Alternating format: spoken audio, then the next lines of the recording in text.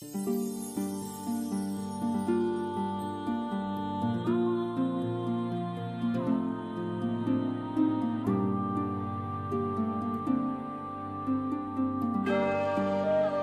ces temps reculés, où Ednel s'éteignait, au mal qui s'étendait, les hommes succombaient. Contre toute attente, alors qu'on n'y croyait plus, aux plus sombres heures, l'ordre de Veillel apparut. Érudits et mages purgèrent le fléau, la grande prêtresse mit fin au chaos. Premier saint martyr, accueillant en son âme l'épouvantable engeance, pour éviter le drame. Beltramuraïs le roi fut le suivant, et d'autres après lui toujours se sacrifiant, ainsi que l'après l'autre, chaque 12 ans, 7 saints martyrs à présent. En vain leur exil vers la crypte sacrée, cette dernière aujourd'hui imprégnée par la pestilence, la voilà souillée, Ednel de nouveau menacé. Répondant à l'appel de l'ordre de Veillel, de tout rang, de tout lieu, mais sous le même ciel, réunis sous la bannière de l'abnégation, des héros s'élevèrent face à l'abomination. Fiers chevaliers de l'ordre sacré, affrontant les hordes damnées, du monde ils portent le destin, suivant leur instinct. Leur nom imprègne les légendes, à travers l'espoir qu'ils répandent. Ces héros altruistes aux exploits et mérites, qu'ils puisent leur force dans les arts guerriers, dans la magie ou leur volonté. Pauvres bien les croyant au divin, voire brigands ou simples assassins, tous ont à cœur leur devoir et iront jusqu'à la victoire, poursuivant leur quête inlassablement pour nous préserver des tourments.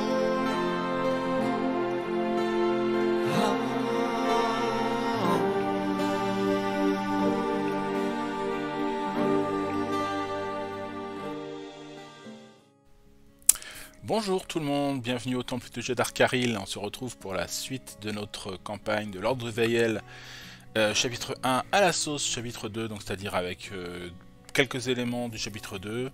On en a déjà parlé évidemment, si vous êtes là, vous avez sans doute suivi les vidéos précédentes. Donc on va rajouter cette fois-ci, d'ailleurs pour cette partie, des maps tactiques pour les combats. Donc voilà, nous sommes à la troisième descente, c'est ça, des 6, des 8, des 10, ça. Nous sommes à la troisième run dans les ruines, et pour l'instant nos personnages vont relativement bien, ça va, on n'a pas trop à se plaindre. Le magicien est niveau 3, tout le monde est niveau 3, sauf le barbare qui est niveau 4, là, notre défenseur. On a un petit peu looté, on est un peu juste, je trouve, au niveau armement. On n'a vraiment pas grand chose de super méga génial. Mais bon, on va espérer trouver mieux. Alors je me suis rendu compte qu'il y avait eu une modification au niveau du pouvoir de l'aventurier. Au niveau donc de son pouvoir de niveau 3, que c'est pire de tombe, et le pouvoir précédent, donc celui qu'on utilisait jusque là, c'était que pour 2 points d'endurance à la fin d'un combat, il peut relancer tous les dés du butin qui sont perdants, et là ça a été modifié. Alors je me rends pas compte si c'est mieux ou moins bien. À la fin d'un combat, l'aventurier récupère aléatoirement un équipement supplémentaire. Il peut utiliser cette compétence autant de fois qu'il le désire. Voilà. Et il y a un passif maintenant qui est qu'il dispose d'un emplacement d'objets supplémentaires. Donc ça veut dire que quoi qu'il arrive, de toute façon, grâce à lui, on a un objet, un équipement supplémentaire qu'on peut choisir, j'imagine, dans l'une ou l'autre des piles.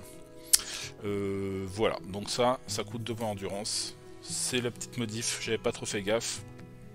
Bon, ça bouleverse pas la fin, la face du monde, hein, évidemment. Voilà, voilà. Donc nous sommes à l'heure actuelle à l'entrée du donjon, on a à peu près tout préparé. L'équipement, c'est bon, etc. etc. Donc il n'y a plus qu'à y aller. On va essayer de penser à tout. Penser qu'on a des équipements style bombe, potion mineure d'endurance, pierre de résurrection, la passe-partout, l'anneau de repos, etc., etc. On va essayer de rien zapper. Alors, ici, on est à l'entrée du donjon, on a choisi l'aile est, sans doute parce qu'il doit avoir un combat dès le début, j'imagine, et en plus, on a pu détecter grâce à l'érudit qui a étudié hein, les plans de la crypte qu'il y a une salle là-bas qui est une salle au trésor avec il y a un reflet hein, mais c'est un grand coffre et comme en plus on a l'aventurier qui nous permet d'ouvrir les coffres sans payer, bah c'est cool quoi. Donc on va y aller, on va attaquer tout de suite sans plus attendre et bien cette aventure. Donc on commence par ouvrir la première salle et donc c'est bien des monstres. Pour l'instant, nous sommes niveau 3, niveau 4, donc on lance encore le dé, c'est pas le nombre maximum. Donc on va voir combien de créatures on va rencontrer lors de ce run, et j'ai fait 4. Alors attention, à partir du troisième affrontement aussi, nous avons des créatures un peu plus fortes en jeu. On voit que on a mélangé ici des créatures intermédiaires et des créatures basiques. Donc on va puiser un peu dans ce gros paquet. Donc je vais mélanger un tout petit peu, j'avais déjà fait, mais je remélange un petit coup. Je coupe surtout et je prends ce qui se trouve en dessous. Donc on a 1, 2, 3 et 4. Ok, voyons un peu ce qui nous attend. Alors on a 2 monstres intermédiaires et 2 monstres basiques. Alors les monstres intermédiaires, nous avons le Brogart que nous avons déjà rencontré, donc qui a un bon paquet de points de vie, il a 12 points de vie. Hein. Attaque 6, défense 10, une grosse défense aussi, 4 de bouclier, donc attention, l'armure fait très mal, mais je crois qu'on a quelques pouvoirs qui peuvent nous aider là-dessus. Il inflige 4 points de dégâts qui ignorent les réductions aux dégâts, donc il tape en plus comme un furieux.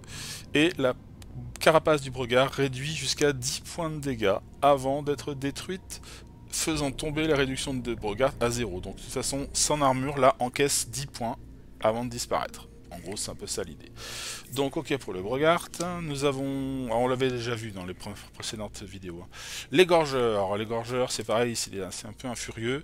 Il a 11 d'attaque, 5 de défense, 12 points de vie, 2 de défense ici.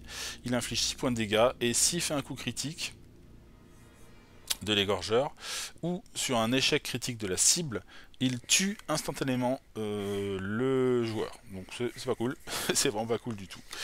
Et nous avons donc sinon plus classique une nuée de rats, qui fait 3 points de dégâts, qui ignore le défenseur, donc il va essayer d'attaquer. Alors donc là qu'on va avoir la map tactique, pardon, on va pas utiliser de la notion de défenseur ou pas défenseur, donc voilà, il est pas trop méchant. Il a quand même un plus 8 à l'attaque, donc il peut être assez précis, mais il n'a pas beaucoup de points de vie. Hein. Et plus embêtant, nous avons un archer squelette, donc tir à distance, qui inflige 4 points de dégâts, qui donc, voilà, dans le défenseur ça on s'en fout, 1 point de défense et 5 points de vie. Voilà, donc nous allons mettre en place cette petite map tactique avec ces petits standees qui vont bien, et puis on se retrouve tout de suite. Alors voilà, nous y sommes, j'ai installé tout ce qu'il faut. Donc on est dans une sorte de bibliothèque un peu, hein, voilà, avec 2 grandes tables au milieu. Les tables sont des zones dites infranchissables, on s'adapte plutôt comme des espèces d'énormes bibliothèques. Rangées de grosses bibliothèques, donc en fait elles sont pas franchissables ni par les attaques ni par les personnages. En dehors de ça, Qu'est-ce qu'on a comme spécificité sur la map? On peut regarder vite fait. À côté de ça, on a sur les côtés donc des sortes de murs, ça là, qui sont là, mais enfin on va pas nous embêter. On peut éventuellement grimper, on est vraiment tout sur le bord là. On peut choisir, alors on peut choisir de sauter de là jusque là. On peut pas grimper. Le seul moyen de grimper, c'est là-haut. Il doit y avoir des escaliers, je pense, qui doivent monter là-bas, là, sur les côtés, pour monter sur les coursives, et éventuellement, si on en éprouve le besoin, mais je ne pense pas que ce sera vraiment nécessaire.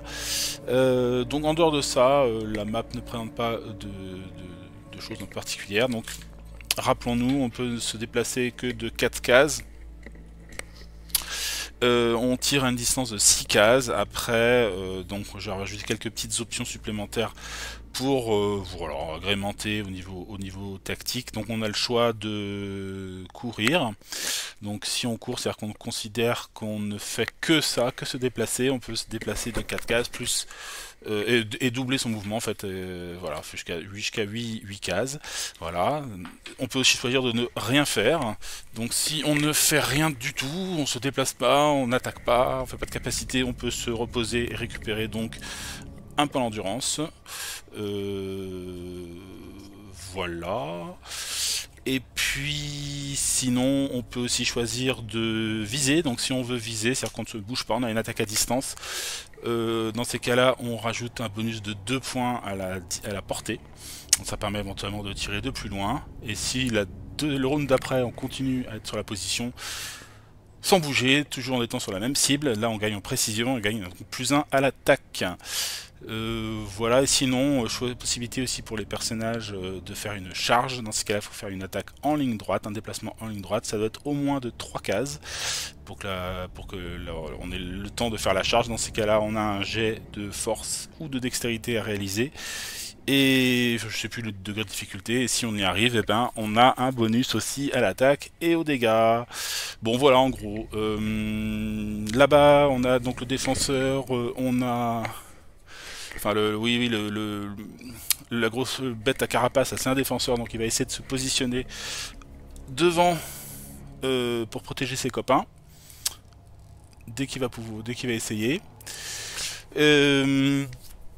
Et puis sinon on a une attaque à distance, donc il va essayer de se placer aussi pour nous avoir gentiment quoi. Alors, on va réduire ma tête, on s'en fout un petit peu. Hop. Qu'on voit bien le champ de bataille. Alors ok, alors donc c'est à nous de commencer. Alors on a encore à bonne distance, j'ai fait des gros jets pour évaluer la portée des créatures. Donc de toute façon, même les ennemis ne vont pas non plus foncer comme des furieux, hein. Donc on va y aller tranquillement, on va commencer par exemple avec le barbare. Je pense que le barbare il va s'occuper du gros... Alors quelles sont les cibles prioritaires, hein? Pour moi, il y a l'égorgeur, parce que c'est quand même le plus dangereux dans le sens où il peut flinguer, tuer directement quelqu'un. Donc on peut éventuellement se dire qu'on fonce sur lui et qu'on essaie de se le faire. Voilà, je me suis dit aussi qu'il sinon on pourrait se servir de la bibliothèque pour se cacher un peu, quoi. Donc, barbare. Le barbare, il a donc pas de compétences particulières au niveau du déplacement, donc il va faire 4. Il va contourner ça déjà. Il va faire 1, 2, 3 et 4. Et il va choisir de se cacher. Donc 1, 2, il va rester par ici ou par là, tiens. Ça devrait être bon. Et puis c'est tout, donc il n'attaque pas. Lui pareil, il va faire 1, 2, 3, 4, et comme il fait que se déplacer, il va... Alors lui il utilise l'attaque à distance, hein, donc il va peut-être rester un peu en arrière. Donc on va dire ici, contre la bibliothèque qui est là. Les magiciens, pareil, c'est une attaque à distance plutôt, avec ses sorts en tout cas, il va se décaler. 1, 2, 3, 4, 5, 6, par là, 7, 8 peut-être même. Voilà, il fait une grosse course. Et le guérisseur, lui il a une attaque à distance aussi avec la cloche du moine. Alors, ça fait 4 points de dégâts, c'est pas génial et génial. Mais bon, c'est déjà ça, on va dire. Plus aussi, il a la possibilité de son halo purifiant qui permet de guérir aussi. Donc il va se positionner un peu en 1, 2, 3, 4, un peu sur le côté aussi, 4, 5, 6, ça devrait être suffisant. Donc voilà, on a déployé nos héros, on verra bien si c'est une bonne stratégie ou pas. Maintenant, eh bien, on va jouer les créatures. Et donc, eh ben, on commence par jouer d'abord, je pense, les attaques à distance, il me semble. Donc, lui il tire à 6 cases. 1, 2, 3, 4. Alors, quelle va être sa cible? 1, 2, 3, 4, 5, 6, 7, 8, 9, 10, 11. 1, 2, 3, 4, 5, 6, 7, 8, 9. A priori, c'est plutôt le barbare. Logique. Donc, il va faire 1, 2, pour avoir une ligne de vue. 3, 4. 1, 2, 3, 4, 5, 6. Donc, il est juste pour attaquer. Donc, il ne peut pas. Et c'est fini pour lui, on va faire l'égorgeur, il va foncer. 1, 2, 3, 4, 5, 6, 7, 8, 9. 1, 2, 3, 1, 2, 3, 4, 5, 6, 7, 8. 1, 2, 3, 4, 5, 6, 7, 8. Alors il va foncer 1, 2, 3, 4 vers nos compagnons. Le bidule là, pareil. 1, 2, 3, 4. Et les rats, pareil. 1, 2, 3, 4. Voilà pour les créatures.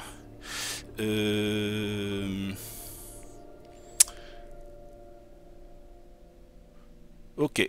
Alors, donc, c'est au héros de jouer, à nouveau tour. Donc, je réfléchis, on avait dit qu'on s'occupait de l'égorgeur principalement.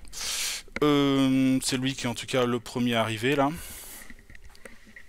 Je regarde vite fait ce que j'ai dans nos besaces, qu'on fasse pas de bêtises. Donc lui, il a le lance désespéré, mais il a qu'une seule arme, donc il va pas l'utiliser. Il a ouvrir une brèche, ça lui permet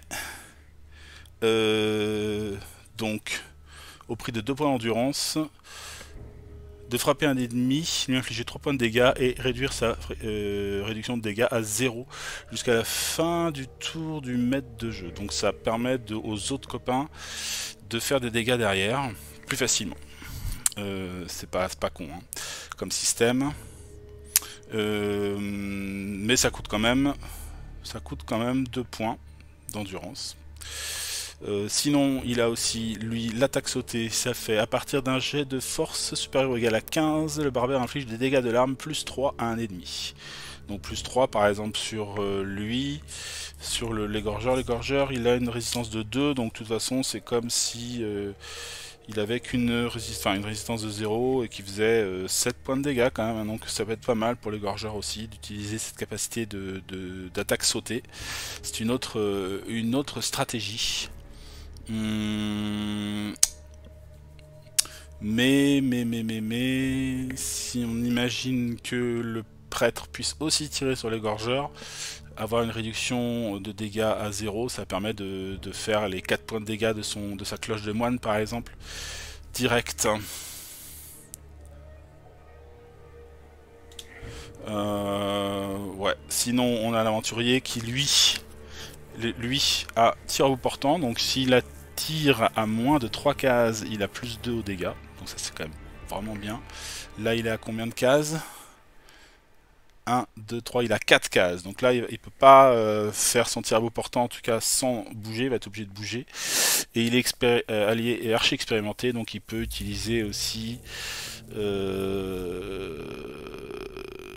comme s'il s'agissait d'une arme à une main. Donc ce qui permet de porter notamment son bouclier. Donc ça c'est encore autre chose, c'est plus de la défense on va dire. Bien. Je pense que ce serait intéressant d'appliquer le lancer désespéré du barbare afin de faire passer les deux attaques et de l'aventurier et du guérisseur en espérant peut-être de belles surprises au niveau des jets d'attaque. On va faire un truc dans ce goût là. Il faut juste faire attention que à partir du moment où un héros est en contact avec un ennemi, il devient un obstacle, donc il faut faire attention, se décaler, on peut pas plus tirer au travers. Donc le barbare il attaque, et en plus non seulement il va attaquer, c'est au prix d'une attaque, lancer une brèche, ouvrir une brèche pardon, là, je vérifie un petit bidule,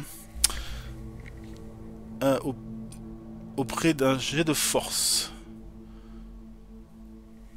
ouais, au prix d'un jet de force, alors petite vérification, ok, donc il fonce dessus et il tente de faire sa capacité de niveau 1, ouvrir une brèche. Donc ça lui coûte 2 points d'endurance. 1, 2. Il avance. Et c'est parti. Donc il fait 1, 2, 3 et boum. Il l'attaque avec cette capacité. Il faut faire un jet de force supérieur ou égal à 12. Eh bien allons-y, cher ami, allons-y. 12. Alors, il fait 5, plus sa force qui est de 10, donc évidemment ça passe. Donc son attaque réussit.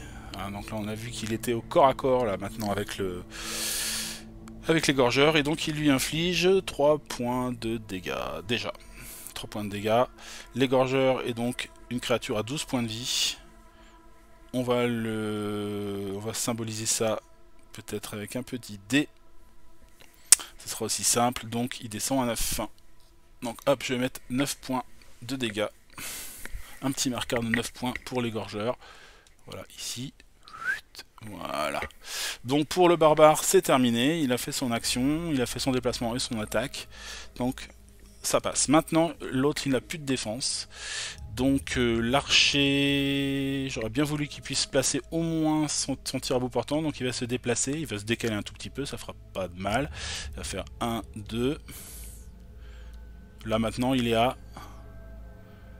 Non, il était là, il était à 1, 2, 3, 4. 1, 2, 1, 2, 3. Et il faut qu'il soit, pour son tir à bout portant, un ennemi à moins de 3 cases. Donc il faut vraiment qu'il s'approche beaucoup. Donc là, ou là, voilà, il se met ici plutôt, comme ça il dégage l'espace aussi pour le guérisseur. Et là il peut placer son attaque à bout portant. Ok. Alors une attaque à bout portant, ça coûte 2 points d'endurance, donc il descend à 5. Hop, ici. Et puis, ma foi, ça lui permet d'avoir plus 2 au dégâts de son arme. Alors c'est parti. Dés de 20 contre dés de 10 cette fois-ci pour les créatures. Allez, on y va. Alors 19 contre 1, instinct critique dans le sens négatif du terme. Hein, donc il va se prendre double dégâts. Bon, je pense que ça va dégager direct, hein, puisqu'il fait 6 et de 8. 8 multiplié par 2, ça fait 16 points, donc l'égorgeur n'égorgera personne. Un peu de chance, ça fait du bien de temps en temps. Donc l'égorgeur dégage. Boum! Hop, il s'écroule au sol. Il est mort. Bravo, l'aventurier, la belle attaque, très très belle attaque, très jolie. On enchaîne avec le guérisseur, Olimar, notre guérisseur. Lui, il est à portée de... à portée du...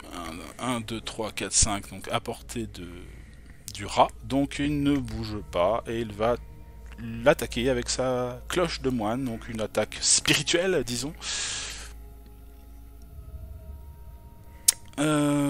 Voilà, c'est une attaque qui est basée sur la foi, donc lui en foi... Olimar, il a 9. Je regarde vite fait si je fais pas autre chose. Est-ce que le talisman débutant serait pas mieux? Plus de l'attaque, plus de la défense. Pour l'instant, défense, on va pas trop manger, mais on sait jamais.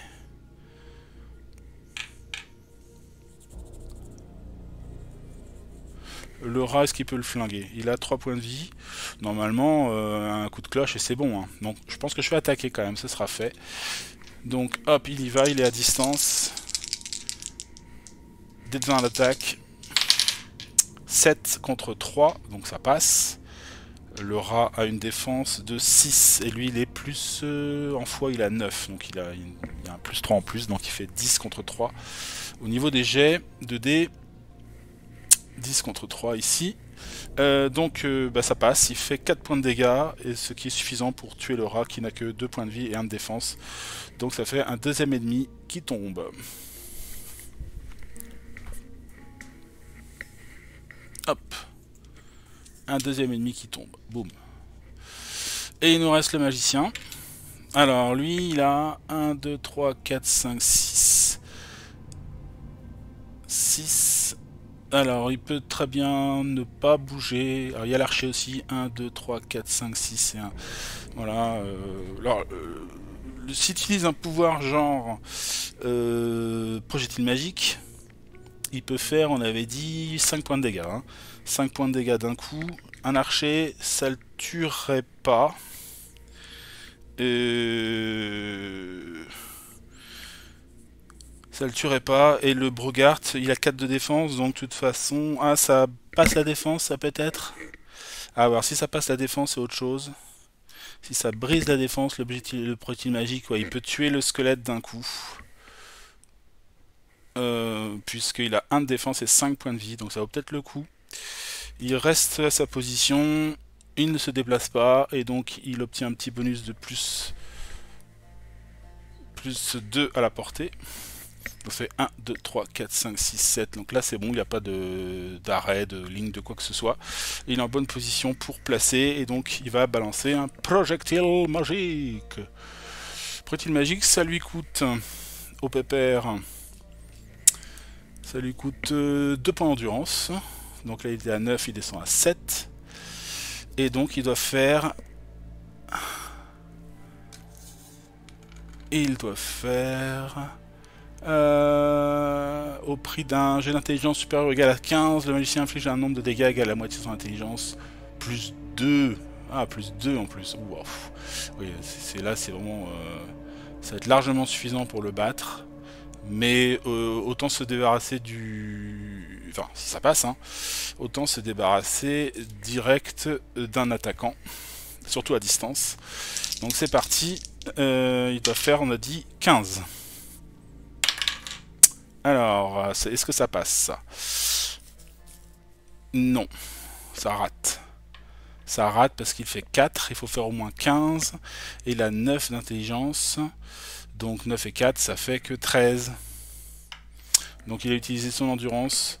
Mais walou, cette fois-ci, ça ne passe pas. En revanche, ce n'est pas une attaque, c'est un pouvoir. Donc là, je retiens. Hein, pas de tirage d'événements ou de conneries du genre.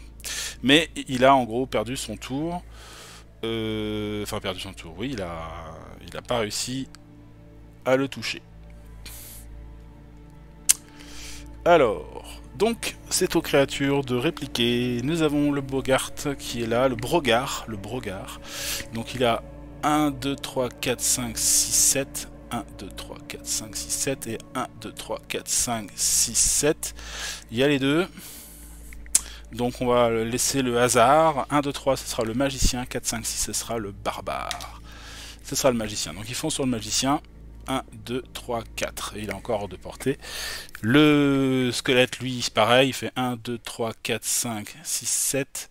Il va se décaler. 1, 2, 1, 2, 3, 4, 5. Là, il a le magicien pile en ligne de mire.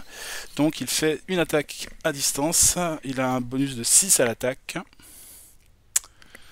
Et donc... la défense du magicien est de 2. Voilà, donc c'est parti. Donc ça fait qu'il a plus 4 sur le dé noir. Non, ça fait 5 et 4, 9 contre 16 de défense. Très belle défense. Voilà. Alors je lui monte de 1 point sa concentration. Faut pas que j'oublie ça, donc il va pouvoir l'utiliser pendant le combat s'il le souhaite. Et là on a fait le tour pour les créatures. Donc on repasse au tour de héros. Alors ils sont un peu loin pour l'instant pour pouvoir faire quelque chose, mais sait-on jamais. 1, 2, 3, 4. Il peut au moins se positionner pour défendre son pote, ou au moins attirer son attention. Donc le barbare va attaquer. Qu'est-ce qu'il peut faire d'autre? Il a le lancer désespéré sinon. Mais c'est pareil, ça lui se retrouvera sans armes. Il vaut mieux qu'il tente d'ouvrir une brèche sur lui. Donc il va s'approcher. Il va faire 1, 2, 3, 4, 5, 6. Ça va obliger le Brogard à changer d'adversaire. Ou alors il se mettra peut-être... ouais, même là, donc 6, 7, 8. Il va se mettre ici pour protéger le magicien. Lui, s'il a une attaque à distance, ce sera quand même plus facile à placer. Il l'aurait bien placé sur le squelette aussi. Donc il va faire 1, 2, 3, 4. Et là, il est en ligne de mire pour pouvoir tirer sur le squelette. On va essayer de se débarrasser de lui une fois de plus. Donc il n'est pas attirable portant ou quoi que ce soit. Il a 6 points de dégâts avec son arc.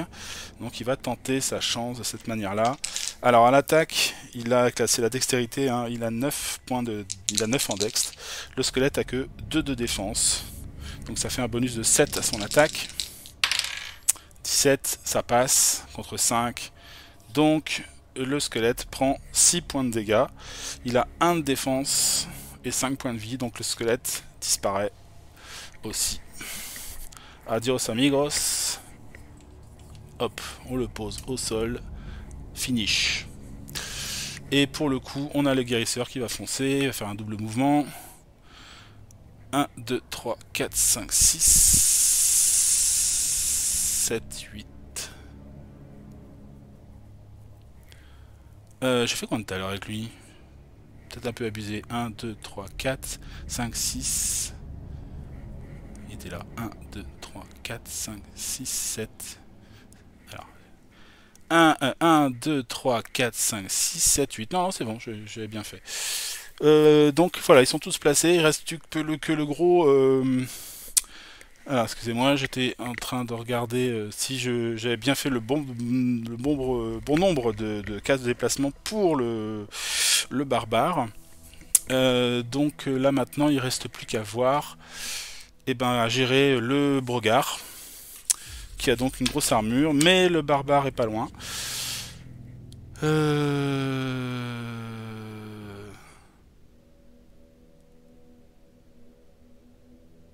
Et c'est au magicien de jouer, il me semble. Le magicien n'a pas joué. Le magicien n'a pas joué. On va peut-être jouer. Bah, là on est tous dessus, donc ça devrait être pas trop compliqué. Donc je pense qu'il va passer son tour, le magicien, tranquillou, récupérer un point d'endurance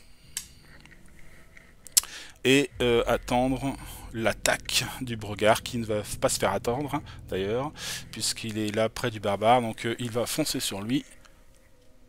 Boum. Ok. Et donc cette bébête là ignore la réduction aux dégâts et fait une attaque de 4 points. Il a plus 6 à l'attaque, la défense de notre barbare est de 5. Alors, donc ça fait plus 1 au dé noir. Allez, il faut un gros jet de défense là. Allez, 8. Et échec critique de toute façon. Donc, ça rate, mon ami, ça rate. C'est à nouveau à nos héros. Il faut que je... Alors, soit deux possibilités, hein, gros. Soit on... Bonjour, l'aventurier. Soit on tape dessus jusqu'à détruire son armure. Et voilà, sachant qu'il y a des risques quand même qu'on se panne des attaques, mine de rien. Soit on utilise de l'endurance pour je pense notamment aux barbares, pour ouvrir une brèche et laisser les autres du coup taper. Je pense que c'est quand même ce qu'il y a de plus malin. Donc le barbare va commencer, il va dépenser à nouveau 2 points d'endurance, il tombe à 2 points. Pour faire une ouverture de brèche, il doit faire un test de force supérieure égale à 12. C'est parti. Il fait 17, donc ça passe. Il inflige donc 3 points de dégâts qui ignorent la défense. Donc il passe à 9 points d'endurance. La bébête. Le Brogard. 9 points. Alors il est où? 9 points. Zouk. Voilà. Par contre, bon, bah non, ça va, il est relativement bien placé. Il va laisser l'archer jouer derrière. Donc l'archer va juste se rapprocher, faire plus de dégâts. Donc là, il est à 1, 2, 3. Il est à 3 cases. Donc là, il est à moins de 3 cases. Il va pouvoir faire un tir à bout portant. Donc tir à bout portant, il utilise 2 points d'endurance. Il tombe à 3. Je sais pas si c'est le bon plan. On va pas faire ça. On va économiser l'endurance parce que c'est cher l'endurance. Ça coûte cher à récupérer. Donc il va faire une attaque normale contre une défense de 10 quand même. Hein. Attention, lui il a 9 d'attaque. Donc c'est parti. Donc ça fait 9. Ouais, donc il a plus 1 à la défense, le Bregard avec son dé. Et ben c'est raté. 6 contre 6. C'est raté, donc il va augmenter sa concentration de 1 point. Donc ça malheureusement c'était pas bon. Le guérisseur, lui... Eh ben... Bah, il peut tenter le coup, hein. Il peut tenter le coup, il est à bonne portée, donc il va faire pareil, une attaque à distance. Alors lui, il a 9 aussi, donc il a moins 1 quelque part, plus 1 au dé noir. Allez, un peu de chance là. 15 contre 3, là cette fois-ci ça passe. Donc pas de défense, hein. Donc 4 points de dégâts purs dans la tronche du Bregard, donc il descend à 5. Il descend à 5. Schnink.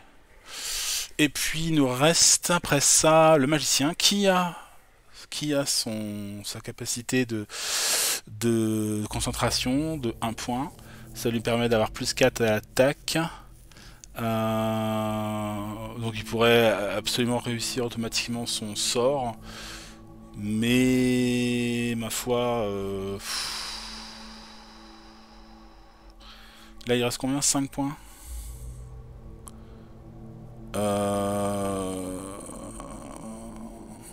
C'est dommage. Ouais, vaut mieux le passer maintenant, sinon on va encore perdre des points d'endurance. Donc il va se décaler. 1, 2, 3, il se met bien en face. Il utilise 2 points d'endurance, donc il descend à 6. Et il va lui balancer un projectile magique. Donc cette fois-ci, il a plus 4, il utilise sa concentration. Zouk. Et il doit faire, donc on a dit, 15 à l'intelligence.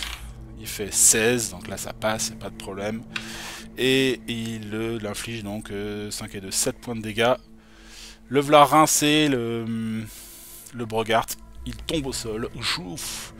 Et c'est une victoire des héros. Voilà. Une victoire de nos personnages. Alors, je vais remettre en place le donjon et on se retrouve après pour le loot et tout ça. Alors, pour ce qui est des récompenses pour le combat, donc on a eu deux monstres normaux, donc qui ramènent 2 x 2, 4 petites pierres, et deux monstres intermédiaires qui ramènent, voilà, ça c'est pareil, petite règle maison, 3 points au lieu de 2, donc ça met 6 pierres, elles sont quand même un peu plus dures à tuer, donc petite récompense supplémentaire. Puis après il faut lancer des dés, donc nous avons 2 dés pour un dé par monstre, je veux dire un dé par monstre normaux quelque part, voilà, et 2 dés par monstre intermédiaire, donc ça fait donc 6 dés à lancer. On va voir ce que ça donne. Et puis nous avons aussi là, le pouvoir du pilleur de tombe qui dit que éventuellement s'il a pour 2 points d'endurance, il peut piocher un équipement supplémentaire si on est sans doute pas ravi de ce qu'on a, parce que ça coûte quand même 2 points d'endurance. Alors c'est parti pour les dés. Que des 1, 1, 1, 1, 2, 4 c'est 4 et 5 c'est une carte normale et ça c'est une carte gold. Ok, donc on va utiliser 2 points d'endurance aussi. À la fin du combat, l'aventurier récupère aléatoirement un équipement supplémentaire et peut utiliser cette compétence autant de fois qu'il désire. Voilà, donc malheureusement j'ai eu de la merde dans le niveau des dés. Donc ça fait... je vais prendre 2 cartes gold et une carte de... 2. Alors, non. 2 gold, c'est 2 par carte. Hein. C'est ça, hein, il me semble bien. Hein. Enfin, c'est comme d'habitude. Le dé permet de récupérer 2 cartes. C'est ça. Donc là, ça fait 2 gold, 2 normaux, enfin argent et bronze, et un équipement supplémentaire, donc je vais prendre un 3e gold, donc ça fait 3 gold et 2 de bronze. Ok. On va voir ce que ça donne au niveau de la pioche, ici. Alors, on va commencer par les argents, donc on a une épée longue. Ah, enfin une arme de corps à corps à peu près correcte, enfin, je pense. Hop, nous avons un fléau d'armes, une autre arme. Donc là, voilà pour les 2 cartes argent, et pour les cartes or, nous avons là, le grimoire des imprégnés. On prendra le temps de regarder ça. Le grimoire des imprégnés, une épée courte d'Evril, et pour terminer, la rune du croisé. Voilà. Alors, voyons, est-ce que c'est intéressant pour nous ou pas? La rune du croisé fait plus 1 en force, plus 1 en foi. C'est sans doute mieux pour le guérisseur. Le guérisseur, donc Olimar, il avait une rune de précision qui lui permet d'attaquer à 1 de distance supplémentaire, et une caractéristique au choix, on avait choisi la dextérité. Grâce à ça, il peut... Ah non, force et foi, donc il perdrait sa dextérité, perdrait son armure. Non, c'est peut-être pas top. Force et intelligence, c'est la rune du commandement. Rune de force, alors à ce moment-là, peut-être pour le... Peut-être... bon, ça va pas changer non plus grand-chose, mais... Peut-être pour l'aventurier, il va balancer sa rune de force dans l'équipement général, et là avec la rune du croisé il a un petit bonus de plus 1 à la fois. S'il a un jet de foi à faire à un moment ou un autre, mais c'est plutôt assez rare je pense. Enfin bon, peu importe. Là c'est plus intéressant ça. Nous avons l'épée courte d'Evril, 10 de dextérité. Alors il est un petit peu court encore, il a que 9. Et ça fait quoi? 3 points de dégâts et poison 2. Par contre il faut 6 de foi, donc de toute façon non, il va pas pouvoir la prendre a priori. Personne n'est en mesure de la prendre, donc on verra ça plus tard. Le grimoire des imprégnés, 9 d'intelligence et 6 de force. Waouh, 6 de force. Donc ça inflige 7 points de dégâts sur un jet d'attaque supérieur ou égal à 16, guérit 2 corruption, un allié ou un porteur. Bon, de toute façon, personne n'a ça. L'intelligence, a priori, c'est plutôt le boulot du magicien, mais il n'a absolument pas 6 de force, il lui faudrait plus 2 à la force. Et donc on peut porter qu'une seule rune, donc non, il ne peut pas utiliser. Dommage. Alors le fléau d'armes, est-ce que c'est bien ça? Il faut 7 de dextérité et 9 de force, donc ça pourrait être une arme pour le barbare. Ça fait 5 points de dégâts et hémorragie 1. Hémorragie 1 c'est un dégât en plus tous les tours. Pourquoi pas? Mais il n'a pas la dextérité qu'il faut, il lui faut un bonus de plus 1 à la dextérité. Et on a, à part la rune de précision, la rune de précision permettrait éventuellement d'avoir ça. Passer à 7 de dextérité.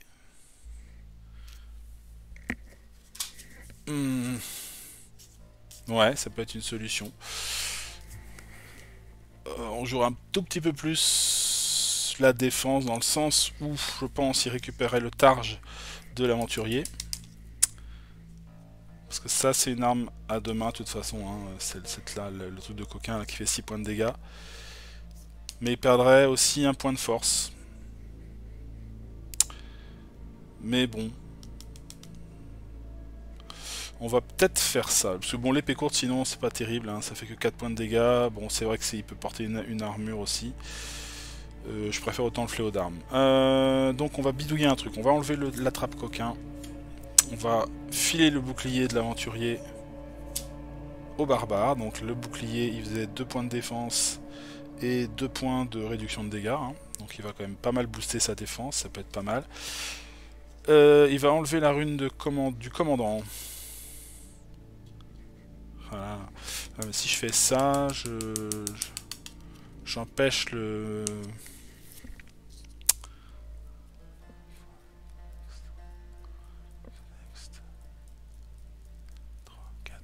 Tant pis. Il va enlever la rune du commandant, donc il va perdre un point de force et un point d'intelligence. Et il faut qu'il prenne quelque chose qui lui booste sa dextérité. Donc il va prendre la rune de précision. Au final, on revient à ça.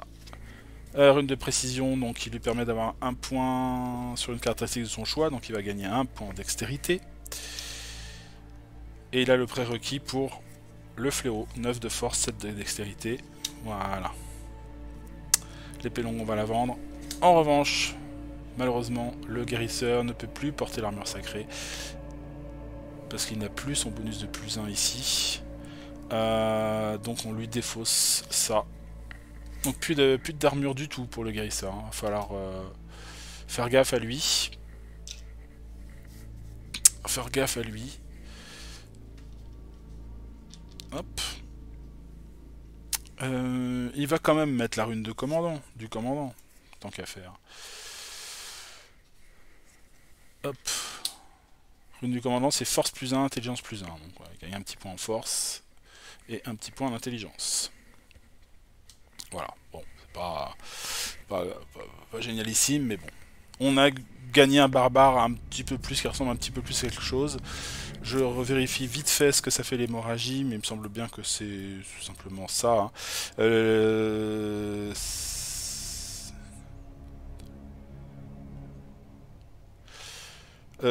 Alors l'hémorragie elle augmente de 1 dès lors qu'on subit des dégâts provenant d'une attaque normale. Exemple, à son tour, le chevalier utilisant le fléau d'armes inflige hémorragie 1 à un griffeton. Ensuite, le magicien utilisant son arme touche lui aussi avec le griffeton. L'hémorragie de ce dernier passe à 2. Le griffeton subira donc 2 points de dégâts au début de son tour. Ah, c'est cumulatif. C'est cumulatif, ça fait très mal. Ok, donc c'est quand même pas mal, c'est quand même pas mal du tout. Ok, on a un petit butin de cristaux, ça c'est cool. Et on va pouvoir enquiller sur la suite du donjon avec la prochaine salle. Donc il passe d'une salle, donc il gagne tous un point d'endurance. Le prêtre n'avait pas perdu. L'aventure remonte à 4 et le barbare, lui, comme il a l'anneau de repos, il remonte de 2, donc il passe à 4. Ça, c'est une bonne chose. Et donc, prochaine salle. Hop, c'est un monstre puissant. Alors, les joueurs affrontent un monstre puissant ou 2 si au moins un joueur est au niveau 5. Donc, c'est pas le cas. On va passer donc sur la map tactique pour voir un peu ce que ça donne. Peut-être qu'on va le choisir déjà. Ou le sélectionner, du moins. Hop hop hop, je mélange les monstres puissants, donc là c'est encore autre chose, hein, c'est un autre délire. Hop hop hop, on mélange. Hop, je coupe, je prends celle du dessous, et ce sera l'expérience. Alors, l'expérience, voyons à quelle sauce aux vêtements, j'ai 28 points de vie, 1 point d'armure. 10 d'attaque, 7 de défense. Il inflige 6 points de dégâts, il frappe 2 fois, il a usure 2, donc il brise les armures, ça c'est pénible. Si le joueur échoue son jet de défense et n'a ni armure ni bouclier, il meurt. Bouh. Ok, donc là il va falloir vraiment assurer l'attaque contre lui. Ça risque d'être chaud marron. Chaud patate. Donc on se retrouve pour cette petite aventure. Sur une nouvelle map, c'est parti.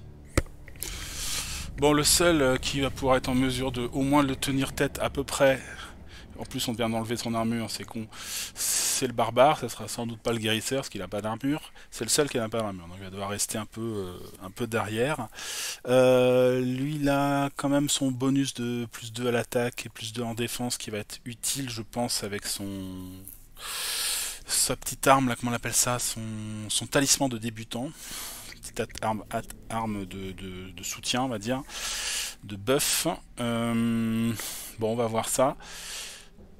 Sur le terrain, il n'y a pas grand chose de particulier, sinon que on peut monter à l'étage et lui permettre de canarder, ça peut être une idée. puisqu'en plus ça donne un avantage. Donc pourquoi pas se positionner là-haut. C'est là que ça se passe, ici, là, de là à là, il y a une sorte d'escalier qui monte. Le barbare il va devoir faire office de tank. Ok, donc l'autre là, de toute façon, il faut le temps qu'il avance. 1, 2, 3, 4. 1, 2, 3, 4. Il va y aller tout doux. Donc on va y aller, nous aussi. On va se placer peut-être pour qu'il puisse faire une charge. Donc il va faire 1, 2. Oh non, on va jouer d'abord le prêtre.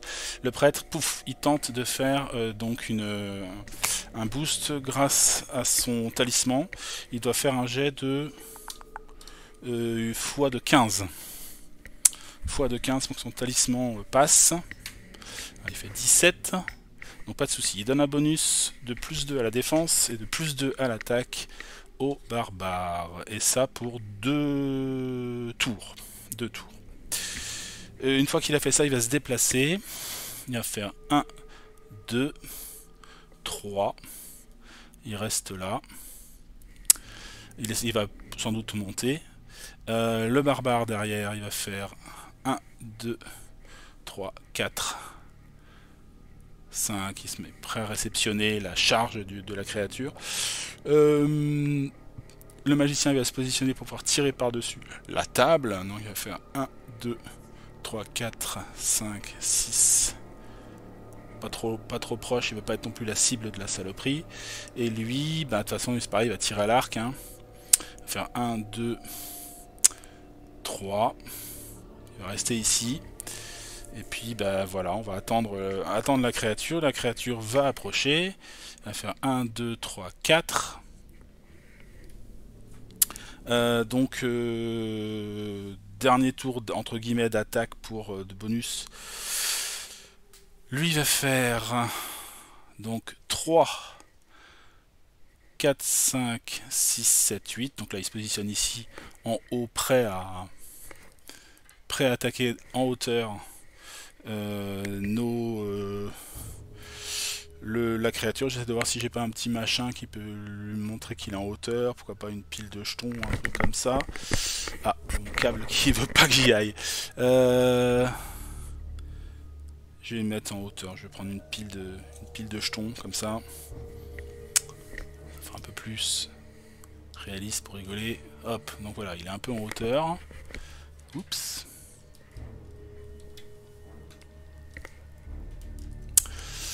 Alright. Lui, il a fait que ça. Hein. On va faire peut-être jouer cela pour que... Alors lui, il a 1, 2, 3, 4, 5, 6, 7, 8. Il faut qu'il se déplace, donc il va faire 1, 2, 3, 4, 5, 6. Donc là, il a bonne portée pour faire une attaque. Et ma foi, bah, il va y aller avec un bon vieux projectile magique. Ça lui coûte au magicien 2 points d'endurance.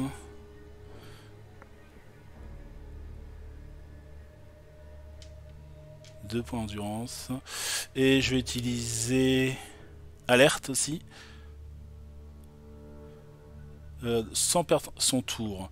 Ouais, donc hop, j'utilise alerte qui me permet de faire un critique éventuellement sur un 16 ou plus. On va tenter le coup.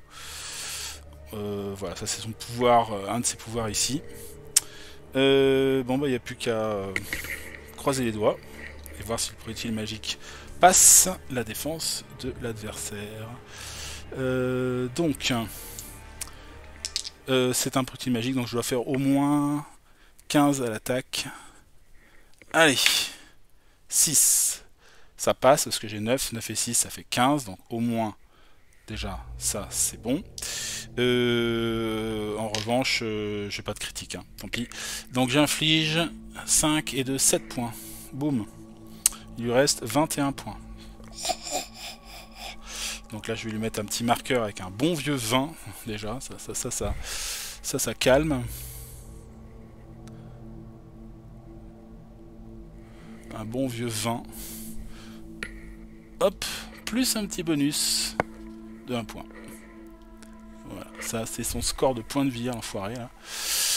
Voilà, le magicien a fait déjà son attaque, ce qui est déjà pas mal du tout.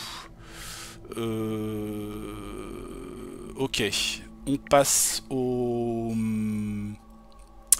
On passe à l'archer, qui va pas utiliser ses capacités pour l'instant. Il va juste faire un tirage. Je pense qu'il a la bonne portée, je vérifie. Là, il a 1, 2, 3, 4, 5, 6, donc il est nickel niveau portée. Il y va aussi de son côté, avec une attaque. Alors lui, il a plus 9 avec son arc, et la défense est de 7, donc il a un bonus de 2 par rapport à la défense de l'adversaire. Il fait 19. C'est pas un critique, dommage, mais ça passe, ça lui fait 6 points, moins 1 de défense, il prend 5. 5, donc il perd son petit bonus ici, là. Et il descend à 16 points de vie. 16. Voilà. 16 points. Et il reste le barbare. Le barbare, il va attaquer aussi de son côté. Là, c'est bon, il va pouvoir faire... Ah non, il peut pas faire... Si, là c'est bon, il peut faire une charge éventuellement. Il est à 3 cases. Donc 1, 2, 3. Il fait une charge en essayant d'ouvrir la brèche peut-être ou pas? Est-ce que ça vaut le coup? Pas vraiment. Vaut mieux, je pense, qu'il attaque et qu'il essaie de placer des hémorragies. Donc il fonce, il fait une charge en ligne droite. Pour qu'il puisse réussir sa charge, il faut qu'il fasse un test. On avait dit de force ou d'agilité de 15 ou plus. Alors lui, ben, on connaît sa force légendaire. Elle est de 9. Donc il faut au moins 15. Allez, 9, ça passe. Donc il réussit en gros sa charge, il fonce comme un furieux, façon barbare, sur l'adversaire. Donc... il a un bonus de plus 1 à l'attaque, plus 1 au dégâts. Alors, c'est parti. Lui, il utilise son fléau d'arme, il a 9 de force, plus 1 grâce à la charge, donc il passe à 10. Contre la défense de 7 de l'adversaire, allez, ça fait plus 3. 5 contre... Ouah, échec critique de la créature, ça c'est dommage pour elle. Donc ça veut dire qu'elle va prendre double dégâts. Il fait 5 et 1, 6. 6 et 6, 12. Oh, boum! 12 points à la créature. 12, elle était à 16, elle passe à 4 points de vie. 4 points de vie. Ah, donc il avait chargé. Hein. Boum, boum. Et sa charge fait que...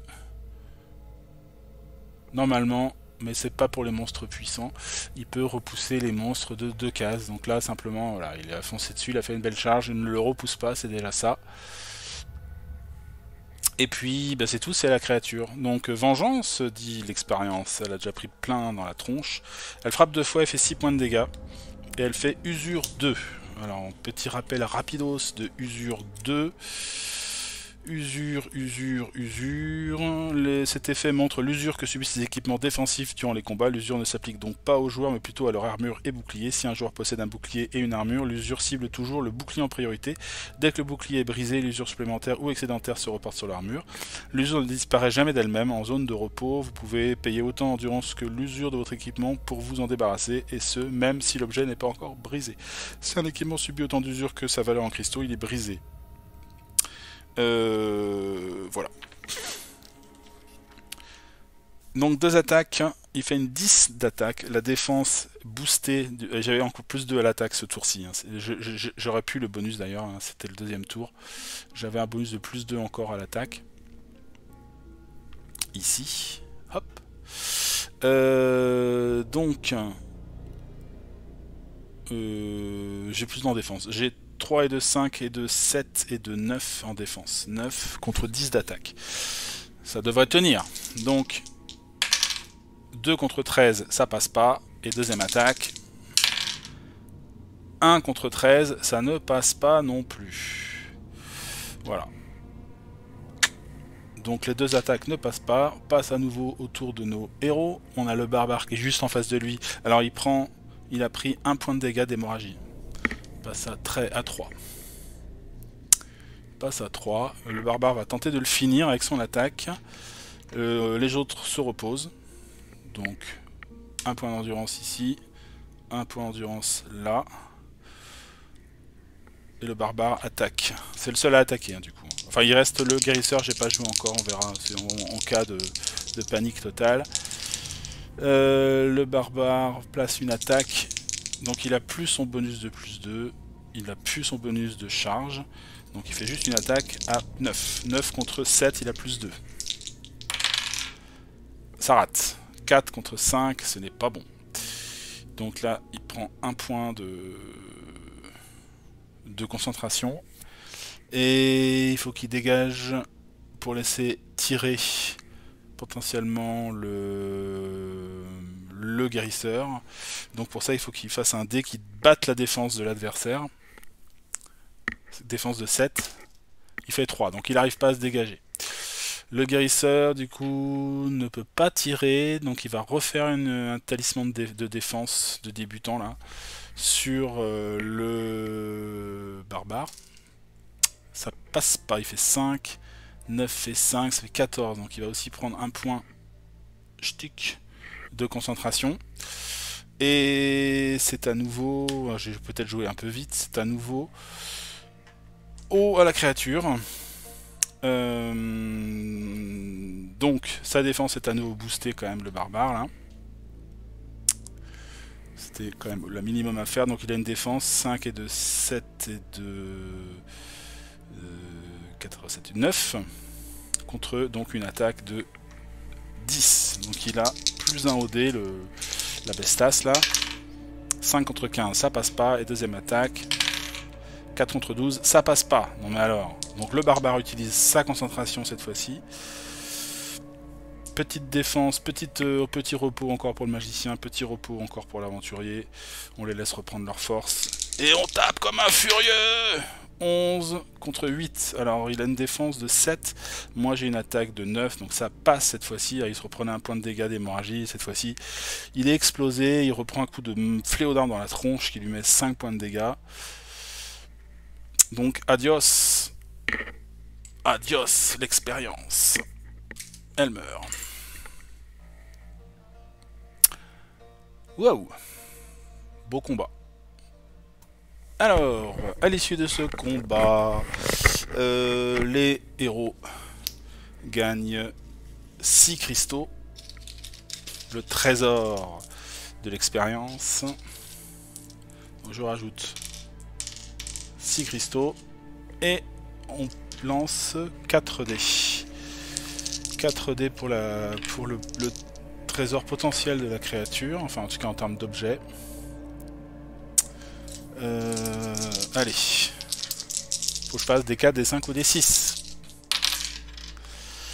4 et 4, donc voilà, ça c'est raté, ça c'est raté. J'ai utilisé 2 points d'endurance pour ajouter quand même un équipement, donc là ça va me faire 2, 4, 4 bronze argent et 1 gold.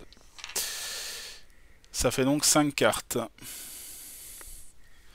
Alors, pour ce qui est des équipements, on a une dague de lancer.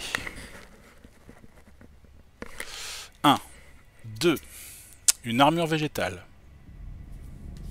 3, un seau d'essence.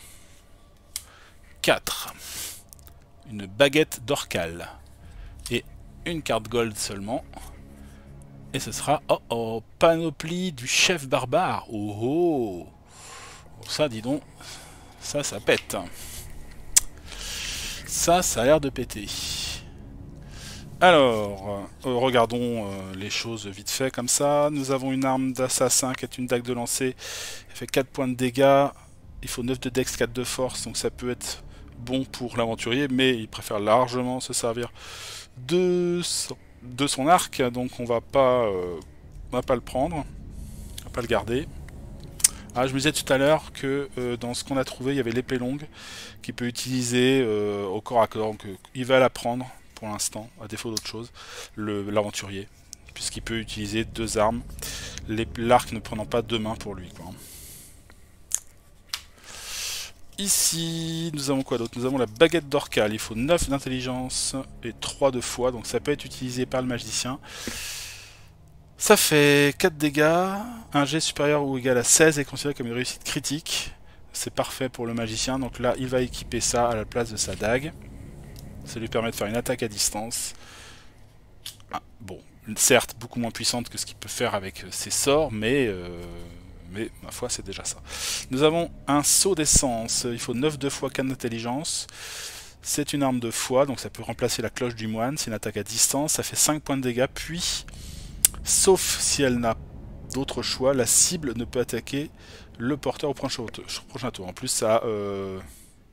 ça protège d'une certaine manière un petit peu le guérisseur. Donc je lui enlève sa cloche, je lui mets à la place le saut d'essence.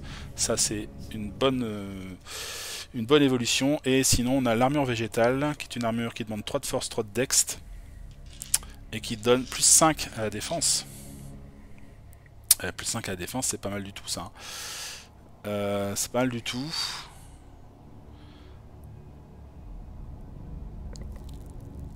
Ça ferait plus 10 à la défense si je le mets au barbare. Mais j'aimerais bien mettre une armure au prêtre. Je vais sans doute quand même... 3 de force, 3 de... Je vais quand même la mettre au l'aventurier. L'aventurier, il avait juste une armure en tissu. Donc là, il perd sa réduction de dégâts, ce qui est un peu dommage.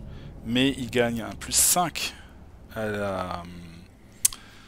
plus 5 à la défense. Et il va aller filer l'armure de tissu au prêtre. 1 et 1 ici. Et donc là, lui, il va gagner quand même, avec son armure de tissu, il va gagner 5 en défense. Donc je mets un petit 5. Petit 5 qui va bien. Bon, ça lui fait plus 8 en défense, c'est un petit peu mieux. C'est un petit peu mieux. Enfin, c'est même largement mieux. Je pense que l'armure en tissu. Hop. Et sinon, nous avons... Donc là, un truc hyper rare, c'est une panoplie de barbares, 3 équipements. Au moment où le porteur de la panoplie doit récupérer de la vitalité de quelque manière que ce soit, il peut à la place soigner un allié adjacent d'autant de points de vie. D'accord, et donc ça, il faut que j'aille la réclamer, il me semble que c'est ça la règle, à la forge, donc au moment où on sera sorti du donjon. Donc ça, c'est sans doute pour le barbare, hein, panoplie du chef barbare. Donc on la met de côté pour le moment et on verra ça, ce que ça donne plus tard. Voilà. Donc, bah, ça se passe plutôt mieux, je trouve, que précédemment. Hein. Je pense à l'aventure d'avant. Bien. On continue, on avance. Ce serait sympa de terminer. Ah, encore des monstres. Bah dis donc, décidément. Il y a eu de la baston. Nous avons quelques monstres qui nous attaquent. Un seul monstre. Un seul monstre. Bon, ça c'est un peu dommage. Donc je mélange, je brasse les créatures. Alors pour un seul monstre, je vais peut-être pas mettre de battle tactique quand même, ça va être un peu fastidieux pour pas grand chose. Hop, je coupe. Chouic, je prends en dessous. Et ce sera un griffeton. Alors le griffeton, il a la capacité d'usure. Et il a sinon 14 points de vie et 1 de résistance. Donc on va le laisser par ici. Hein, on va le gérer d'ici. Voilà. Spook. Le griffeton, il est là. Sinon, inflige 6 points de dégâts, puis réduit la défenseur du joueur de 3 jusqu'à la fin du combat, cumulable. Donc voilà, il agit sur la défense. Alors je descends les jauges de concentration à 0, tout le monde est bien, voilà. Lui, donc il a 1 de défense. On va l'attaquer tout simplement. Hein. Le barbare en premier, c'est lui le défenseur. Et il attaque. Je vais mettre notre trésor à un autre endroit. Hop, on va le mettre sur le magicien par exemple.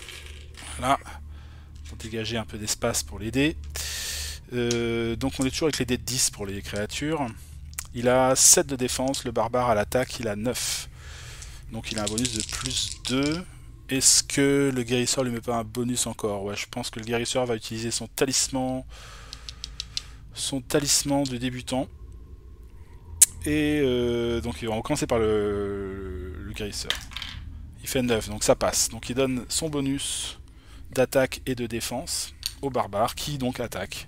Il a plus 2 en plus, donc là il passe à 9, il passe à 11 contre 7, ça fait 4 de plus. Plus 4 au dé, 18, ça passe contre 6, donc là il prend 5 points de dégâts, moins 1 de défense, il prend que 4, donc il va descendre à 10 points de vie. On va lui mettre un petit dé, lui aussi, il n'y a pas de raison. 10 points de vie, et il prend un point d'hémorragie. Hop, un petit point d'hémorragie. Donc allez-y les gars, maintenant, c'est ouvert. Si on attaque avec des attaques normales, on lui fera des dégâts supplémentaires. L'aventurier, il a son arc long, il a l'attaque à bout portant qu'il va utiliser. Il va dépenser 2 points d'endurance, donc ça lui permet d'avoir plus de dégâts. Il y va. Alors, défense critique de l'adversaire, donc ça rate, il ne peut pas toucher. Donc il va augmenter sa jauge de concentration, c'est dommage, ça aurait été pas mal de placer son attaque. Et il nous reste le magicien il va utiliser 2 points aussi pour placer un projectile magique. On va relancer, on va dire que c'était cassé, 16, donc là ça passe. Et donc projectile magique, ça lui met, on a dit 5, 7 points, qui ignore la défense, donc il tombe à 3. Voilà, à son tour, il prend un point d'hémorragie, il tombe à 2. Et il va attaquer le barbare qui a donc 3 et 2, 5 et 2, 7, 8, 9 de défense. 2 contre 9, ça rate. Le barbare au prochain tour... alors on va refaire se reposer, l'aventurier il va rien faire ce tour là. Pareil pour... Bon là c'est un peu la fin mais bon ok. Il attaque, le barbare attaque. 7 contre 5, cette fois-ci ça passe encore. Donc le grifton prend 4 points, 5 points, moins de défense 4, donc là c'est fini. Bon il pouvait pas... le pauvre il ne pouvait pas faire grand chose. Contre 4 personnes, c'est dommage, on a eu que... voilà, c'est un monstre intermédiaire, donc il va ramener 3 points, 3 cristaux. Et donc, on va balancer 2 dés pour les trésors. Un 5 et un 1. Il va utiliser sa capacité encore, donc on va avoir 2 trésors normaux et un de gold. Alors les normaux, c'est une rune de défense, c'est un bouclier rond, et la gold, ce sera, hop, un saut de lame.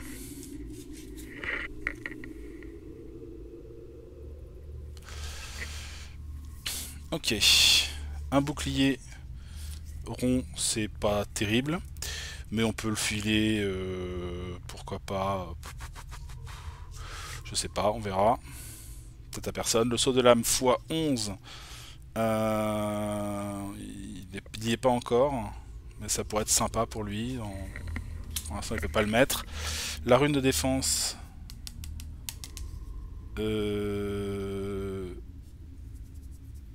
à voir. Le bouclier rond, bah, je sais pas trop. Pour l'instant, on n'en a pas besoin. On laisse ça ici en stock. Et donc, à la fin, on passe une nouvelle salle. Alors, ils augmentent encore un petit peu leur endurance.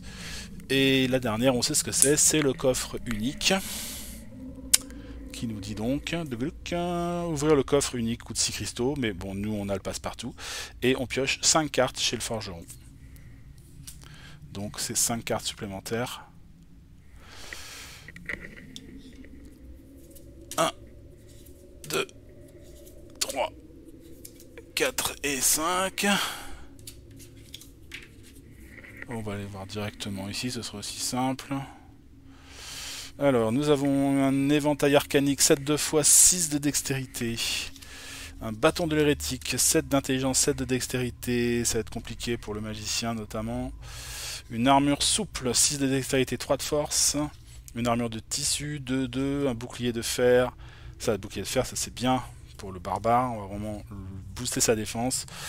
Donc là, on est pas mal. Et en plus, on sait qu'on va récupérer la panoplie du chef barbare. Donc je vais quand même vérifier, mais il me semble bien que ça fonctionne comme ça.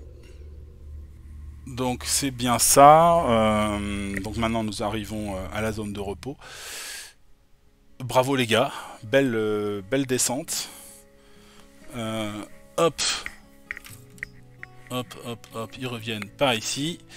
Et donc, bon, on refera le donjon aussi. Hein.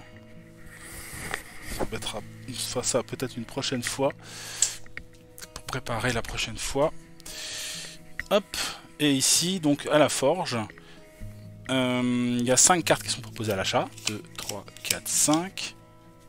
On regarde vite fait ce que c'est. Donc on a un bouclier renforcé, un éventail de l'océan, un bouclier de fer une fois de plus, un katana et une épée courte. Donc ça on verra après, on prendra le temps de voir ce qui est intéressant à récupérer ou pas. En tout cas ça c'est à l'achat. Et donc on a aussi les panoplies. Donc il faut que je récupère ce qui correspond à la panoplie du... On a dit chef barbare.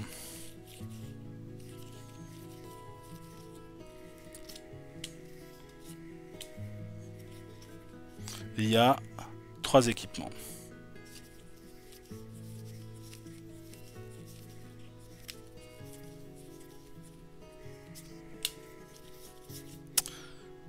Ok. Donc ces 3 équipements sont en fait définitivement à l'achat sur le terrain. Donc là il y a le collier des chasseurs honorables.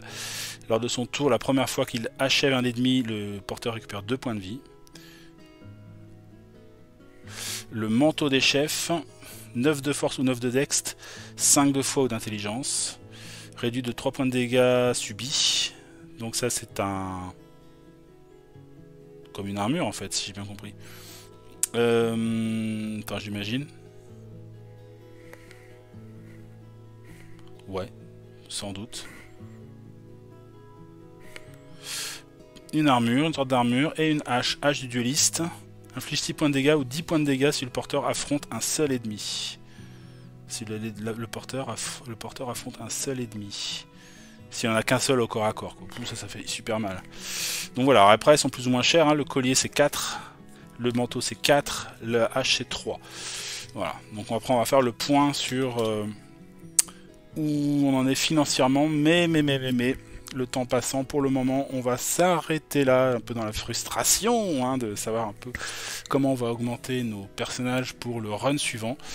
On verra ça la prochaine fois. Là, ils sont en train de zioter tous les trésors qu'ils ont récupérés, tout ce qu'ils peuvent acheter, et puis on verra après. Et ben au niveau des montées de niveau, je pense que là c'est bon, on va devoir avoir suffisamment pour permettre à tout le monde de passer niveau 5 et donc faire peut-être un dernier run. Là ce serait le run 4 si ça se passe bien, d'enchaîner directement sur Talman ou refaire un 5e run, ce qui serait sans doute dommage, puisque notamment il aurait accès au D20 après Talman, et le D12 ce serait quand même un peu mieux. Peut-être. À voir si on est dans la capacité de le faire ou pas. Voilà, bah écoutez, pour le moment, on va s'arrêter là. Je rush un tout petit peu à la fin de la vidéo. Mais on a déjà, une bonne vidéo à se faire. Donc merci à vous d'avoir suivi en tout cas. Et puis on se retrouve pour la suite. Donc pour les dernières descentes sans doute et la fin pour le boss. Allez, salut tout le monde, à très bientôt, bye. Maître forgeron, voilà du travail pour toi. Par les 10, voilà en effet de bien beaux plans que tu as trouvés là. Oh, ainsi que certains matériaux rares. Je devrais pouvoir te débarrasser enfin de ta hache. Pas trop tôt. En fait, j'ai aussi trouvé un fléau d'armes. Ah, j'ai brisé des os. Les esprits de mes ancêtres sont heureux. Urglak, viens donc. Nous avons un plan. Urglak te suivre. Les amis, nous allons essayer de foncer sur l'aile ouest, cette fois-ci de la crypte, à revers de ce que doivent s'attendre Talman et ses serviteurs. Nous avons déjà fait de nombreuses rencontres et je pense que ses forces s'épuisent. Il faut frapper vite et fort. Alors, tu vas la voir ta hache? Oh, Urglak est trop content. Ah, vous allez voir enfin mon potentiel de destruction. Oh bon, c'était déjà pas mal du tout, hein. L'énorme chose là avec des sortes de pinces, oh, tu l'as affronté au corps à corps comme un chef, hein. Un chef barbare quoi. Ha, il a pris cher, hein. Je vous dérange pas au fond là. Nous parlons stratégie quand même là, bon, quand même, bon. Laisse faire. Moi je t'écoute. Et eux, bon, ils suivront. Et vu la motivation d'Urglak, je crois que tout est possible. J'aimerais avoir ta foi. Nous ne connaissons pas vraiment la puissance réelle de Talman. Prions les dieux et assistons au mieux notre première ligne défensive, mon ami. C'est bon? Les palabres sont terminées. On y retourne?